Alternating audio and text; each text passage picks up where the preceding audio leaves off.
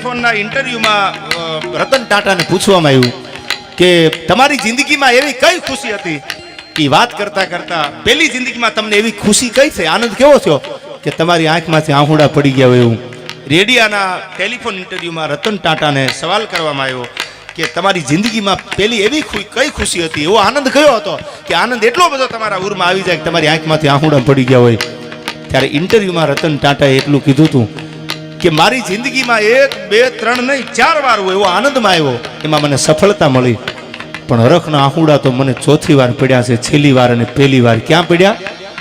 કે જ્યારે હું મારી પહેલા ધંધામાં પહેલા બિઝનેસમાં સફળ થયો એનો મને આનંદ હતો, પણ મારી પાપડનો પડદો ભીનો નથી થયો.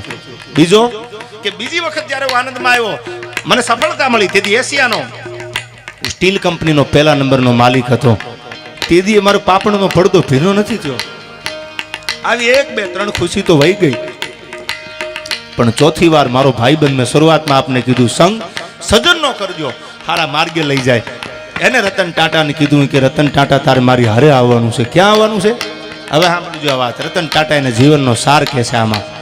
આજ પણ તમે ટાટાથી કોણ પરિચિતમાં ન હોય, એને એમ કીધું કે હાલ મારી હારે ક્યાં જવાનું છે?